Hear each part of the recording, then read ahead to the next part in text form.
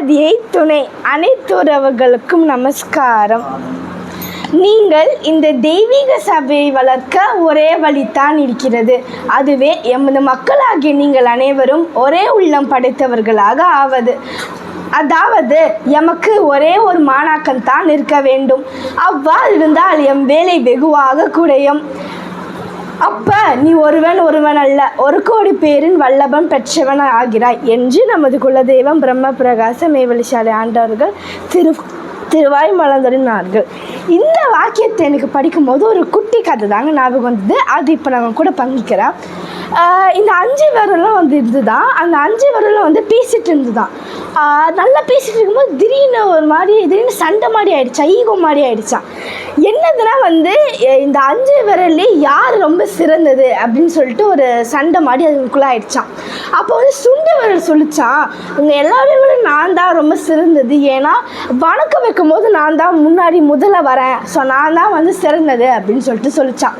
அப்போ மோதிர விரல் சொல்லிச்சான், எது நீ ரொம்ப சிறந்ததா? நான் தான் இருக்கிறதுலே உங்கள் எல்லாரையும் விட சிறந்தது. ஏன்னா வைரம் வைடூரியம் தங்கம் எல்லாமே எனக்கு தான் போட்டு அழகு பார்க்குறாங்க, அதனால நான் தான் ரொம்ப சிறந்தது அப்படின்னு சொல்லிச்சான்.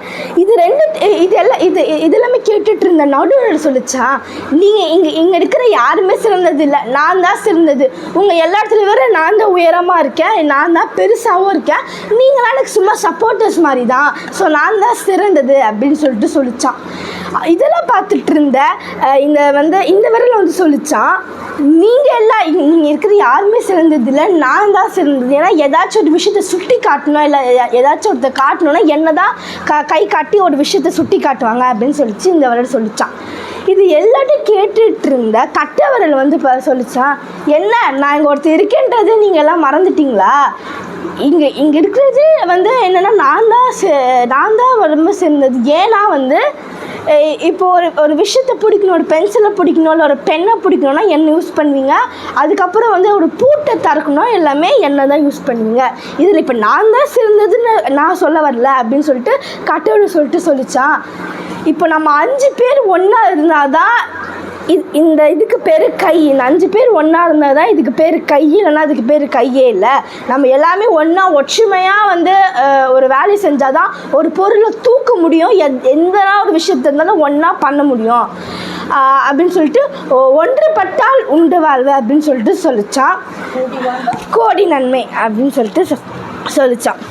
இப்போ தெய்வமும் இப்போ இந்த கதையை சொல்லும் போது இந்த வாக்கியத்துக்கும் இந்த கதைக்கும் ஒரு லிங்க் வருது. இதே மாதிரி தானே தெய்வமும் சொல்கிறாங்க, எல்லாருமே ஒரே உள்ளம் படைத்தவர்களாக இருக்க வேண்டும் அப்படின்னு சொல்லிட்டு சொல்கிறாங்க. ஸோ நம்மளும் தெய்வம் சொல்படி நடந்து சொர்க்கபதி வாழ்க்கை போகணும். நீங்கள் எல்லாம் அதை பண்ணி எனக்கு ரொம்ப நினைக்கிறதுக்கு தொடர்ந்து மெய்யை பேசுகிறோம். நமஸ்காரம்.